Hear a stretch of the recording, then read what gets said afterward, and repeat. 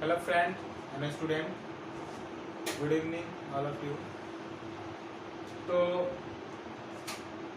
कल हम लोगों ने देखा था ओजोन के केमिकल प्रॉपर्टी और ओजोन का यूजेस। आज का हमारा टॉपिक है सल्फर के अप्रोच। तो आशा करते हैं कि कल सबको समझ में आया होगा। जिन लोगों को नहीं समझ में आया हो कमेंट बॉक्स में कमेंट कीजिए, आपका प्रॉब्लम क्लियर किया जाएगा। और आज हम लोग पढ़ने वाले हैं सल्फर के अप्रोच, एलोटॉप्स ऑफ सल्फर। तो यहाँ पर देखिए कि अप्रोच होता क्या है, एलोटॉप्स क्या होता है, इसी को समझना है। अप्रोच जैसे कि आप बोल देते हो कि कार्बन का अप्रोच क्या होता है, हीरा और ग्रेफाइट है कार्बन का अप्रोच। तो अप्रोच कहने का यह सेंस होता है कि मतलब कि वही एलिमेंट का, एक ही एलिमेंट का उसका अणुसूत्र अलग अलग होता है ना। उसका अणुसूत्र क्या होता है, अलग अलग होता है और प्रॉपर्टी भी अलग अलग शो करती है, लेकिन वह एक ही परमाणुओं से बना हुआ होता है। यानी एक ही परमाणु का अनेक अनेक अणु जो होता है वही है आपका उसका क्या, तो अप्रोच।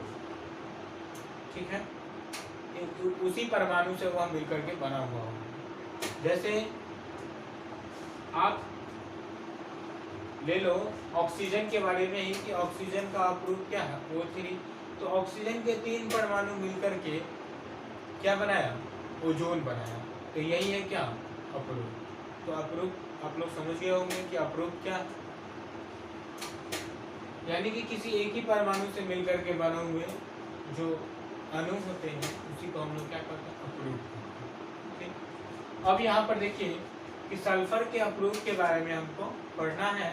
तो सल्फर के बारे में हमने पिछले वीडियो में पूरे डिटेल्स में बताया था, जब हमारा इंट्रोडक्शन का क्लास चल रहा था वर्ग 16 का, उसमें हमने सल्फर के बारे में अच्छे से बताया था। जो लोग नहीं देखे उस वीडियो को देख लें जा करके, तो आपको समझ में आ जाएगा। आज हमको पढ़ना है सल्फर का जो अप्रोच होता है। मुख्यतः दो, ऐसे तो सल्फर के अनेकों अप्रोच होते हैं, लेकिन मुख्य रूप से हमको 2 सल्फर के अप्रोच के बारे में पढ़ना है जो कि अस्थायी अप्रोच होता है। एक है आपका विषम लंबाक्ष, इसको कहा जाता है अल्फा सल्फर, विषम लंबाक्ष जिसको हम लोग अल्फा सल्फर कहते हैं। और एक होता है एक नताक्ष जिसको हम लोग बीटा सल्फर कहते हैं। एक नताक्ष जिसको बीटा सल्फर कहा जाता है, विषम लंबाक्ष जिसको अल्फा सल्फर कहा जाता है। इसको हम लोग इंग्लिश में येलो रोम्बिक के नाम से जानते हैं और इसको मोनोक्लिनिक के नाम से जानते हैं। ठीक है, तो अब इनके कुछ गुण के आधार पर इनको हम लोग समझेंगे, इनके डिफरेंसेस को।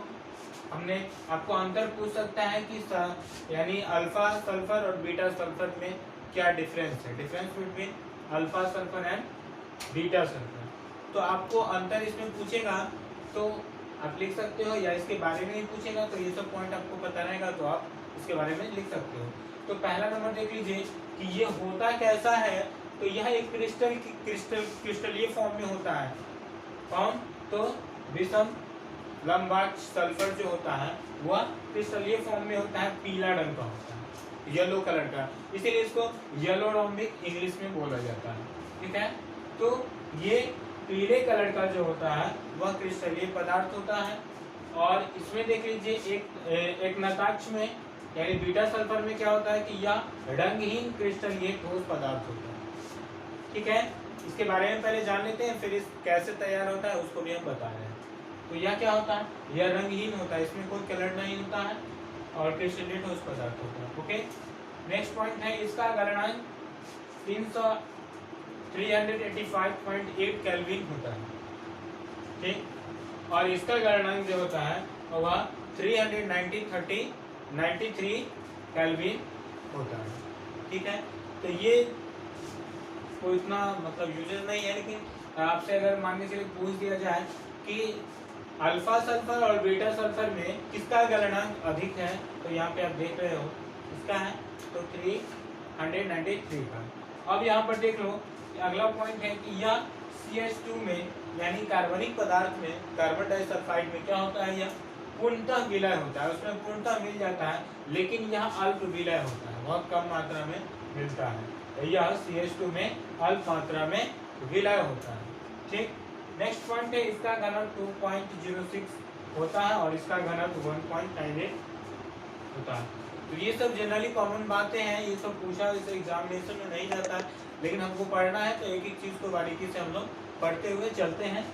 कुछ चीज है जो पूछा जा सकता है, जैसे इसका गलनांक कम ज्यादा किसका होता है, या किसमें विलय होता है, ये सब पॉइंट है। या डिफरेंस अगर पूछ दे 2 नंबर में तो हम इन पॉइंट को लिख सकते हैं।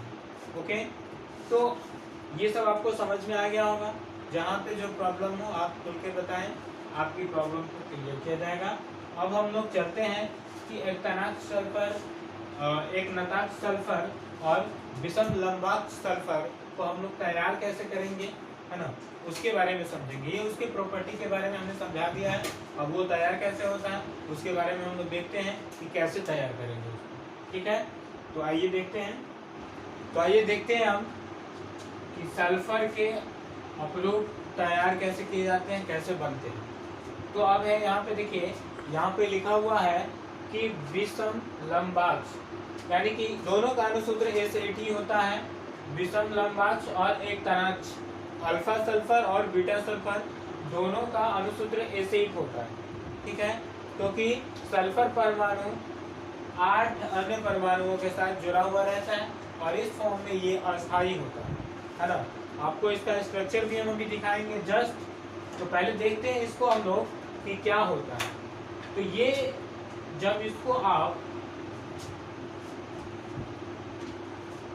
हीट करते हो 369 केल्विन पे, 369 केल्विन पे जब विषम लंबाक्ष सल्फर को जब हम हीट करते हैं तो वो कन्वर्ट होता है किसमें, तो एक तनाक्ष सल्फर में कन्वर्ट हो जाता है। किसमें कन्वर्ट होता है, तो एक तनाक्ष सल्फर में कन्वर्ट हो जाता है। और जब एक तनाक्ष सल्फर को हम ठंडा कर देते हैं तो ये किसमें कन्वर्ट हो जाता है, तो ये विषम लंबाक्ष में कन्वर्ट हो जाता है। एकदम नॉर्मल सा इक्वेशन है कि अब ये अब केल्विन भी याद रहेगा, 3 दूना 6 3 तिहाई 9, है ना, 3 का डिफरेंस है, तो 369 केल्विन। यानी कि जब विषम लंबाक्ष सल्फर को आप 369 केल्विन पे गर्म करते हो तो आपको एक तनाक्ष सल्फर प्राप्त होता है, और जब एक तनाक्ष सल्फर को ठंडा कर देते हो तो वह किस रूप में आ जाता है, तो विषम लंबाक्ष सल्फर के रूप में आ जाता है।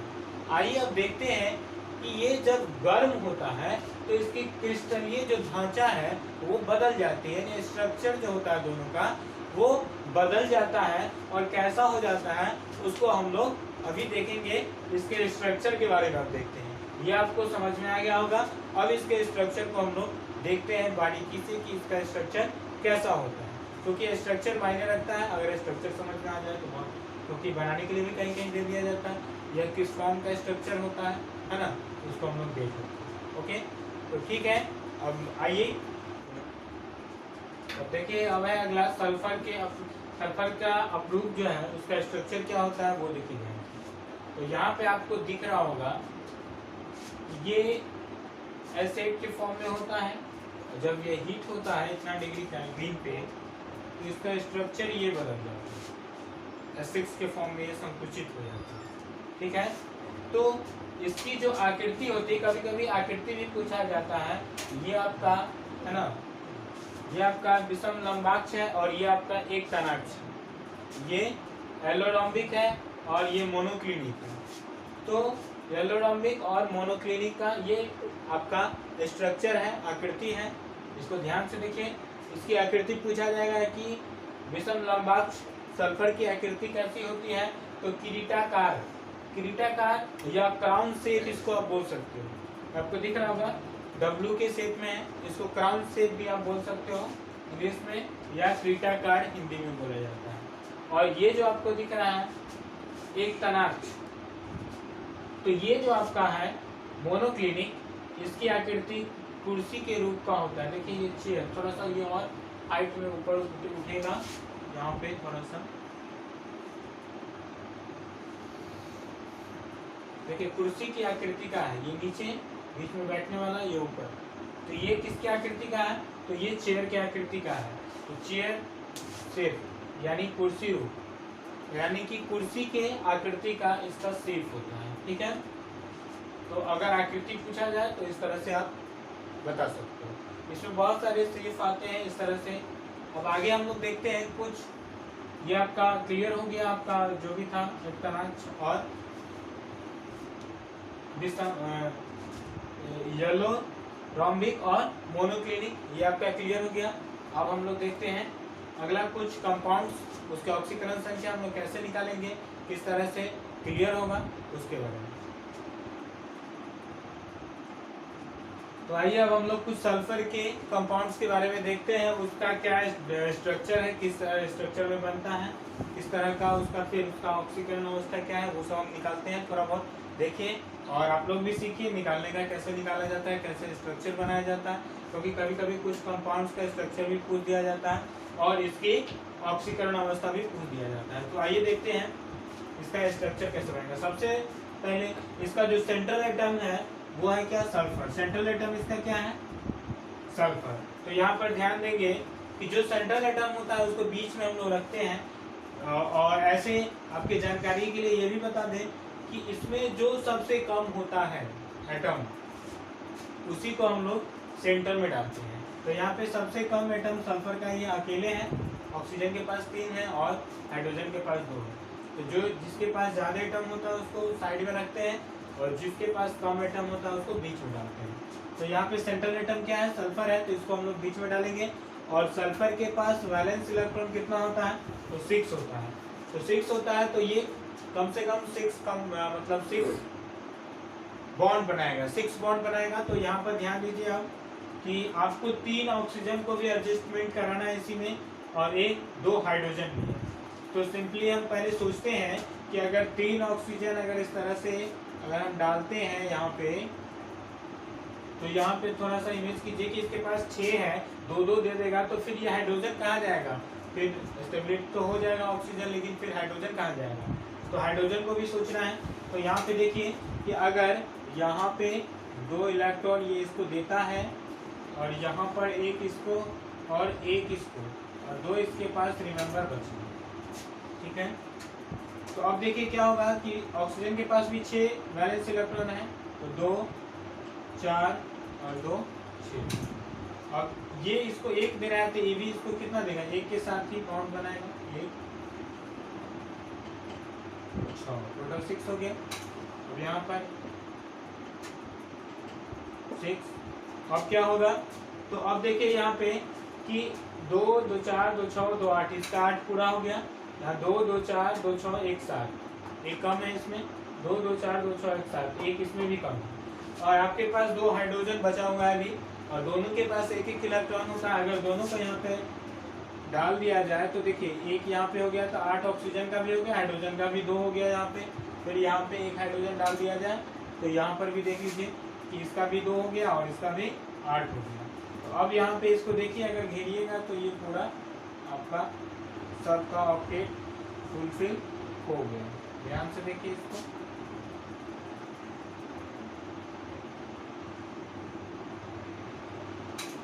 अब हमारा बचेगा एक सल्फर। तो यहाँ पर देखिए होता क्या है कि 2, 2, 4, 2, 6 और 2, 8, इस तरह से ये डॉट स्ट्रक्चर में बनता है।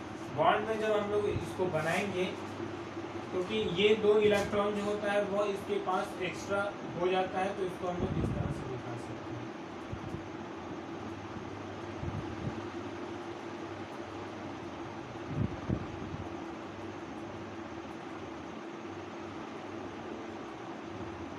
ये इसके पास 2 एक्स्ट्रा इलेक्ट्रॉन होता है, ठीक है। तो अब यहाँ पर देखिए कि टोटल स्टेबिलिटी हो गया, सबके पास अपना ऑक्टेट फुलफिल हो गया। इसी को अगर बॉन्ड में बनाया जाए तो ये इस तरह से बनेगा।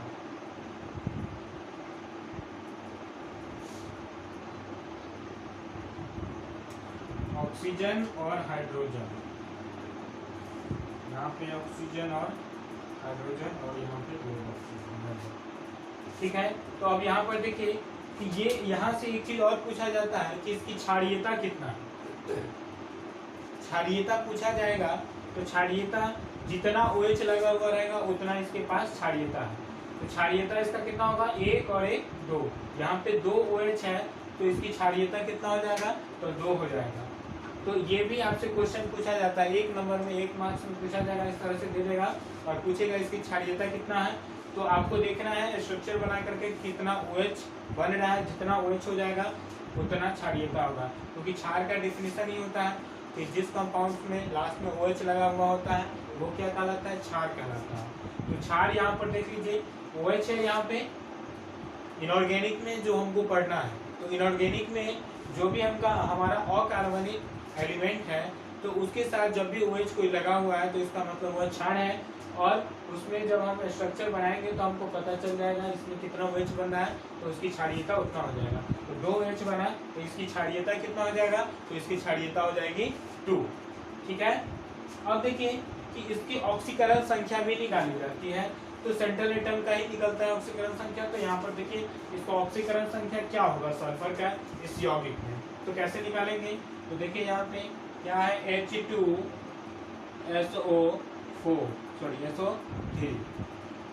सल्फ्यूरस अम्ल है। तो यहाँ पर देखिए सल्फर का निकालना है तो क्या करेंगे, ये चार्ज के हिसाब से निकलता है सबके। तो यहाँ पे देखिए हाइड्रोजन पे क्या चार्ज होता है, 2 हाइड्रोजन है, 2 + 1 चार्ज होता है 21 प्लस। सल्फर का निकालना है तो जिसका निकालना रहेगा उसको हम लोग क्या मानेंगे, X मानेंगे। और प्लस कितना ऑक्सीजन है, 3 ऑक्सीजन है, क्या चार्ज होता है -2। तो 3 × -2 = 0। और इसको सॉल्व करेंगे तो 2 + x और प्लस माइनस -3 3 2 6 0। तो यहाँ पर देख लीजिए क्या -4 हो जाएगा, x - 4 = 0। तो x +4। तो यहाँ पे जो इसकी ऑक्सीकरण संख्या होगा सल्फर का वो +4 है। ठीक है। ये देखिए यहाँ पे जो स्ट्रक्चर बना है ये कोई जरूरी नहीं कि यहीं पे डबल बॉन्ड, ये इधर आ सकता है, ये इधर भी जा सकता है, इसमें एक्सचेंज हो सकता है। ये कोई जरूरी नहीं कि ये दो, ये यहाँ पर भी आ सकता है, ये ऊपर ये नीचे हो सकता है, या ये इधर हो सकता है, कहीं भी हम डाल सकते हैं इस तीनों को इस फॉर्म में। ठीक है। तो यही हमारा था इसका सल्फ्यूरस अम्ल का डॉट स्ट्रक्चर, बॉन्ड स्ट्रक्चर और ऑक्सीकरण अवस्था और क्षारीयता। क्षारीयता भी हमने आपको बताया। तो ये 3-4 चीज आपको आना चाहिए क्योंकि ऑब्जेक्टिव में हमेशा यही सब क्वेश्चन पूछा जाता है और वेरी मोस्ट इम्पोर्टेंट ये सब फैक्टर है इनऑर्गेनिक। तो ये सब समझना बहुत जरूरी है। ठीक है। अब हम लोग नेक्स्ट इसी का देखते हैं सल्फ्यूरिक अम्ल का। ये था सल्फ्यूरस अम्ल का, अब देखते हैं सल्फ्यूरिक अम्ल का। तो अब है हमारा सल्फ्यूरिक अम्ल। तो सल्फ्यूरिक अम्ल का देखिए इसमें क्या हुआ, 1 ऑक्सीजन और बढ़ गया। तो देखिए इसको कैसे होगा। तो इसका पहले हम लोग डॉट स्ट्रक्चर बनाते हैं, फिर बॉन्ड स्ट्रक्चर, फिर ऑक्सीकरण। तो यहाँ पर देखिए सेंट्रल एटम है सल्फर। सल्फर यहाँ पे नंबर ऑफ ऑक्सीजन 4 है, 3 और 4। तो यहाँ पे ध्यान देंगे कि अब इसके पास तो 6 ही इलेक्ट्रॉन है, वैलेंस इलेक्ट्रॉन। तो क्या करेगा, किसी को 2 को 2 दे देगा और 2 को 1 दे देगा। देखिए यहाँ पे 2 2 4 5 है 6। अब यहाँ पे क्या होगा, ऑक्सीजन के पास भी 6 है, तो जिसके जो 2 दे रहा है तो उसको भी 2 देगा, 2 के साथ कंबाइन करेगा। ठीक है। अब यहाँ पे 1 थे, 1 के साथ कंबाइन करेगा।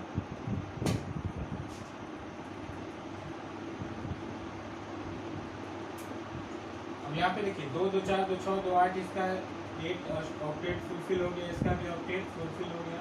यहाँ पे 2 2 4 2 6 1 7, 1 कम हो रहा है। तो क्या करेगा, यहाँ पे 2 हाइड्रोजन है, 1 यहाँ पे और 1 यहाँ पे भी कम हो रहा है, तो 1 यहाँ पे। देखिए 2 2 4 2 6 2 8 ऑक्टेट रोल को फुलफिल किया पूरे, यहाँ पे भी और यहाँ पे भी कर लेता है 2 2 4 2 6 2 2 4 2 6 2 8 2 10।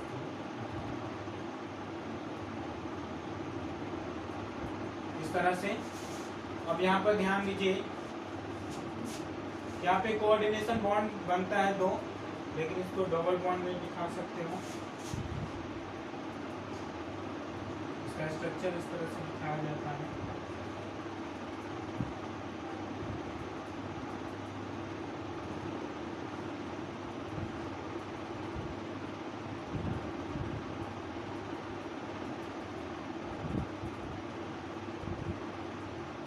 तो यहाँ पे देखिए कि OH का जो संख्या है, OH कितना है, 2 OH है। तो 2 OH है तो यहाँ पे क्या हो जाएगा, इसकी क्षारीयता 2 हो जाएगी। ठीक है, क्षारीयता 2 हो जाएगा। तो यही सल्फ्यूरिक अम्ल का संरचना। अब इसका देख लेते हैं ऑक्सीकरण संख्या कैसे निकलेगा। तो देखिए उसी प्रकार से निकालेंगे। तो क्या होगा, H2SO4 का निकालना है। क्या करेंगे, ये 2 इंटू +1 प्लस इसका निकालना है तो x + 4 into -2 is equal to 0। 2 + x + -4 दूना 8 इज इक्वल टू 0। तो x यहाँ पे कितना -6 इज इक्वल टू 0, तो x इज इक्वल टू 6। ठीक है, तो इस तरह से इसको हम लोग बना लेंगे। यही हमारा है सल्फर के, यानी सल्फर के यौगिक सल्फ्यूरिक अम्ल। और भी बहुत सारे यौगिक हैं, हम लोग नेक्स्ट वीडियो में उसको देखेंगे क्योंकि वीडियो थोड़ा लंबा हो जाएगा। और बने हुए रहिए। आपको जो भी प्रॉब्लम हो, इसमें जो समझने में जो दिक्कत, जहाँ पे जो कठिनाई हो, आप बेझिझक पूछें, कमेंट करें जहाँ पे जो प्रॉब्लम हो, क्योंकि जब तक कमेंट नहीं करेंगे तब तक प्रॉब्लम क्लियर होगा नहीं। इसलिए जहाँ पे जो प्रॉब्लम हो अपना प्रॉब्लम शेयर करें, आपके प्रॉब्लम को क्लियर किया जाएगा। और वीडियो अच्छा लगा हो तो लाइक कीजिए। जो लोग पहले बार चैनल को देख रहे हैं, चैनल को सब्सक्राइब कर दें, बेल आइकन दबा दें। और जो लोग हमारी वीडियो को पहली बार देख रहे हैं वो लोग हमारे पिछले वीडियो को पहले देख लें, तब ये सारा वीडियो आपको समझ में आएगा। ठीक है, आज के लिए इतना ही काफ़ी है। Thank you.